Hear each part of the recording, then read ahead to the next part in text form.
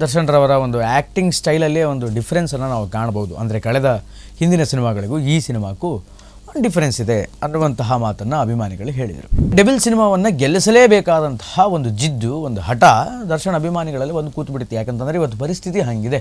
ಯಾರೇನೇ ಹೇಳಲಿ, ಯಾರೇನೇ ನೆಗೆಟಿವ್ ಕಾಮೆಂಟ್ಗಳನ್ನು ಮಾಡಲಿ, ಯಾರು ಏನೇ ಬೊಂಬಡ ಹೊಡೆದ್ರು ನಾವು ನಮ್ಮ ಬಾಸ್ ಸಿನಿಮಾ ನೋಡ್ತೀವಿ, ನಮ್ಮ ಬಾಸ್ ಸಿನಿಮಾ ಗೆಲ್ಲಿಸ್ತೀವಿ, ಡೆವಿಲನ್ನು ಸೂಪರ್ ಹಿಟ್ ಮಾಡ್ತೀವಿ ಅಂತ ಹೇಳಿದರು. ನೂರಾರು ಕೋಟಿ ರೂಪಾಯಿ ಬಾಚಿಬಿಡುತ್ತೆ ಈ ಸಿನಿಮಾ ಅಂತ ಅನೇಕ ಜನ ಮಾತಾಡಿಕೊಂಡು ನಿರ್ಮಾಪಕರಿಗೆ ಒಂದು ಆತಂಕ ಶುರುವಾಗಿಬಿಟ್ಟಿದೆ. ನಿನ್ನೆಗೆ ಡೆವಿಲ್ ಸಿನಿಮಾದ ಒಂದು ದಿನದ ಕಲೆಕ್ಷನ್ ರಾಜ್ಯಾದ್ಯಂತ ಕೇವಲ 53 ಲಕ್ಷ ರೂಪಾಯಿ ಮಾತ್ರ. ತೆಲುಗುವಿನ ಬಾಲಕೃಷ್ಣ ಅವರ ಅಖಂಡ 2 ಮತ್ತೊಂದು ಹಿಂದಿಯ ರಣವೀರ್ ಸಿಂಗ್ ಅವರ ದುರಂಧರ್, ಈ ಎರಡೂ ಸಿನಿಮಾಗಳು ಎಲ್ಲೋ ಒಂದು ಕಡೆ ದರ್ಶನ್ ರವರ ಸಿನಿಮಾಕ್ಕೂ ಕಾಂಪಿಟೇಷನ್ ಕೊಡ್ತೇನೋ ಅಂತ ಅನಿಸುತ್ತೆ. ಇಲ್ಲಿ ಕಾಂಪಿಟೇಷನ್ ಬಿಟ್ವೀನ್ 45 ಆ್ಯಂಡ್ ಮಾರ್ಕ್ ಆಗುತ್ತೆ. ಈ ಎರಡೂ ಸಿನಿಮಾಗಳ ಮಧ್ಯೆ ಡೆವಿಲ್ ಹೆಂಗೆ ಕಲೆಕ್ಷನ್ನ ಪಡೆದುಕೊಳ್ಳುತ್ತೆ ಅನ್ನುವಂಥದ್ದೇ ಈಗ ನಿರ್ಮಾಪಕರಿಗೆ ಆತಂಕ ಆಗಿದೆ. ದಿನೇ ದಿನೇ ದಿನೇ ದಿನೇ ದಿನೇ ಡೆವಿಲಿನ ಕಲೆಕ್ಷನ್ ಕುಸಿತ ಬರ್ತಾ ಇದೆ ಅನ್ನುವಂಥದ್ದು ಕಾಣಿಸ್ತಾ ಇದೆ. ನಮಸ್ಕಾರ, ರೆಬಲ್ ಟಿವಿ ವಿಶೇಷ ಕಾರ್ಯಕ್ರಮಕ್ಕೆ ಸ್ವಾಗತ. ನಾನು ಶ್ರೀನಿವಾಸ್ ವೈದ್ಯ. ನಟ ಚಾಲೆಂಜಿಂಗ್ ಸ್ಟಾರ್ ದರ್ಶನ್ ಅಭಿನಯದಂತಹ ಡೆವಿಲ್ ಸಿನಿಮಾ ಡಿಸೆಂಬರ್ 11ನೇ ತಾರೀಕು ಗ್ರ್ಯಾಂಡ್ ರಿಲೀಸನ್ನು ಪಡೆದುಕೊಳ್ತು. ಹಬ್ಬದ ರೀತಿಯಲ್ಲಿ, ಹಬ್ಬದ ಸಂಭ್ರಮದಲ್ಲಿ ಚಿತ್ರವನ್ನು ದರ್ಶನ್ ಅಭಿಮಾನಿಗಳು ಮತ್ತು ರಾಜ್ಯದ ಜನರ ಸ್ವಾಗತಿಸಿಕೊಂಡ್ರು. ಆದರೆ ಸಿನಿಮಾ ಹೆಂಗಿದೆ ಅಂತ ಪ್ರೇಕ್ಷಕ ಪ್ರಭುವನ್ನು ಕೇಳಿದಾಗ ಅಥವಾ ದರ್ಶನ್ ಅಭಿಮಾನಿಗಳನ್ನು ಕೇಳಿದಾಗ ಸಿನಿಮಾ ಚೆನ್ನಾಗಿದೆ, ಸಿನಿಮಾ ನೋಡ್ಬೋದು, ಡಬಲ್ ಆ್ಯಕ್ಟಿಂಗ್ ಚೆನ್ನಾಗಿ ಮಾಡಿದ್ದಾರೆ, ಹೊಸ ಗೆಟಪ್ ಇದೆ, ಆಯಿತಾ.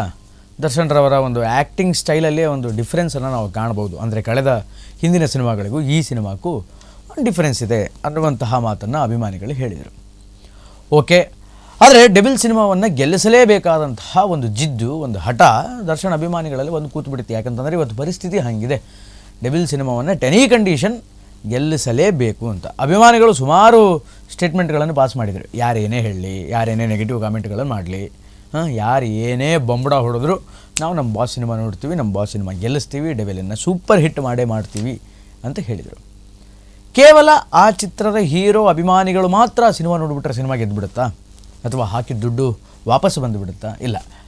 ಸಿನಿಮಾ ಪ್ರಿಯರು ಅಂತ ಯಾರ್ಯಾರಿದ್ದಾರೋ, ರಾಜ್ಯದ ಜನ ಯಾರ್ಯಾರಿದ್ದಾರೋ, ಪ್ರೇಕ್ಷಕರು ಅಂತ ಯಾರ್ಯಾರಿದ್ದಾರೋ ಅವರೆಲ್ಲರೂ ಕೂಡ ಥಿಯೇಟ್ರಿಗೆ ಬಂದು ದುಡ್ಡು ಕೊಟ್ಟು ಸಿನಿಮಾ ನೋಡಿದಾಗ ಮಾತ್ರ ಆ ಸಿನಿಮಾ ಹಿಟ್ಟಾಗುತ್ತೆ ವಿನಃ ಕೇವಲ ರೆಸ್ಪೆಕ್ಟಿವ್ ದಟ್ ಹೀರೋ, ಆ ಹೀರೋಗೆ ಸಂಬಂಧಪಟ್ಟಂಥ ಅಭಿಮಾನಿಗಳು ಮಾತ್ರ ಆ ಸಿನಿಮಾ ನೋಡಿದರೆ ಸಿನಿಮಾ ಹಿಟ್ಟಾಗಲ್ಲ, ಆಯಿತಾ.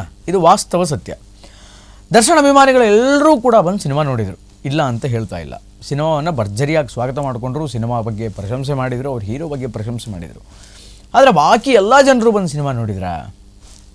ಆ ಸಿನಿಮಾ ನೋಡಿದ್ರೋ ಇಲ್ವೋ ಅನ್ನುವಂತಹ ವಿಚಾರ ಗೊತ್ತಾಗೋದು ಎಲ್ಲಿ ಅಂತಂದರೆ ಸಿನಿಮಾ ಕಲೆಕ್ಷನ್ನಿಂದ. ಬಹಳ ದೊಡ್ಡ ಪ್ರಮಾಣದ ಎಕ್ಸ್ಪೆಕ್ಟೇಷನ್ಸ್ಗಳನ್ನು ಡೆವಿಲ್ ಸಿನಿಮಾ ಇಟ್ಕೊಂಡಿತ್ತು. ಆ ಎಕ್ಸ್ಪೆಕ್ಟೇಷನ್ಸ್ಗಳನ್ನು ರೀಚ್ ಆಗಿದೆ ಅಂತ ಒಂದು ವರ್ಗದವರು ಅಂತಂದರೆ ರೀಚ್ ಆಗಿಲ್ಲ ಅನ್ನುವಂತಹ ವರ್ಗ ಮತ್ತೊಂದಿದೆ. ಯಾಕೆಂತಂದರೆ ನೂರಾರು ಕೋಟಿ ರೂಪಾಯಿ ಬಾಚಿಬಿಡುತ್ತೆ ಈ ಸಿನಿಮಾ ಅಂತ ಅನೇಕ ಜನ ಮಾತಾಡಿಕೊಳ್ತಾ ಇದ್ರು. ನೂರಾರು ಕೋಟಿ ರೂಪಾಯಿ ಬಾಚಿಬಿಡುತ್ತೆ ಅಂತ. But when we come to collection wise, ಕಲೆಕ್ಷನಿಗಂತ ಬಂದು ನಿಂತರೆ ಡೆವಿಲ್ ಸಿನಿಮಾ ಇವತ್ತಿನ ತನಕ, ಅಂದರೆ ಇವತ್ತು ಡೇಟ್ ಎಷ್ಟು, 19ನೇ ತಾರೀಕು, 11ನೇ ತಾರೀಕು ರಿಲೀಸ್ ಆಗಿದೆ.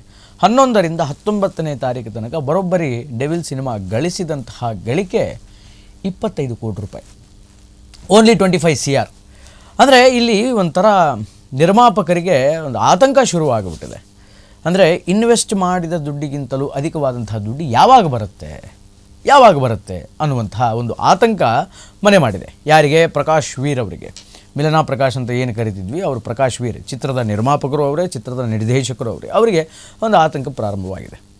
ಇವತ್ತಿನ ತನಕ 25 CR ಕಲೆಕ್ಷನ್.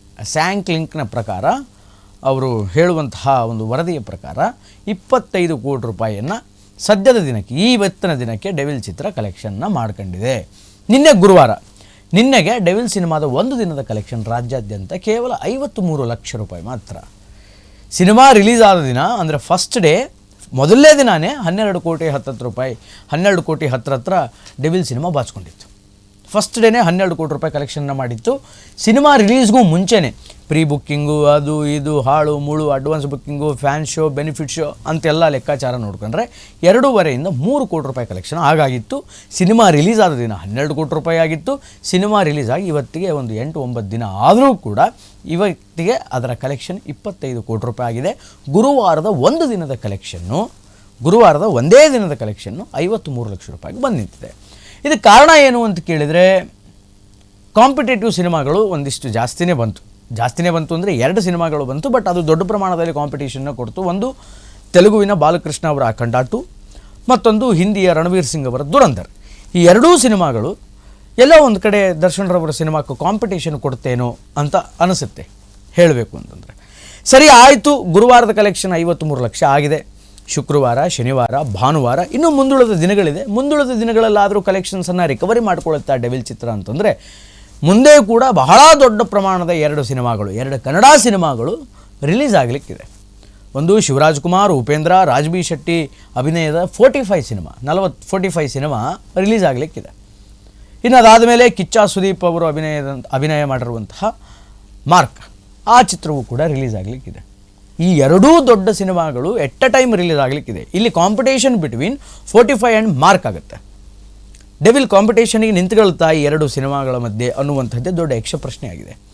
ಈ 2 ಸಿನಿಮಾಗಳು ರಿಲೀಸ್ ಅಂತಹ ಟೈಮಲ್ಲಿ ಸೈಮೆಂಟೇನಿಯಸ್ ಆಗಿ ರಿಲೀಸ್ ಆಗುವಂತಹ ಸಿನಿಮಾಗಳಿದೆಯೋ ಈ 2 ಸಿನಿಮಾಗಳು, ಈ 2 ಸಿನಿಮಾಗಳ ಮಧ್ಯೆ ಡೆವಿಲ್ ಹೆಂಗೆ ಕಲೆಕ್ಷನ್ನ ಪಡೆದುಕೊಳ್ಳುತ್ತೆ ಅನ್ನುವಂಥದ್ದೇ ಈಗ ನಿರ್ಮಾಪಕರಿಗೆ ಆತಂಕ ಆಗಿದೆ.